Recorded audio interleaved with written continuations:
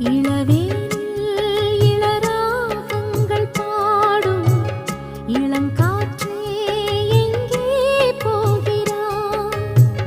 பூஞ்சோலை இது உன்னோடு வாழும், இமைக்காமல் என்னை ஏன் பார்க்கிறாய்? பனிமூட்டம் வந்ததால் மலர் தோட்டம் நீங்கியே திசை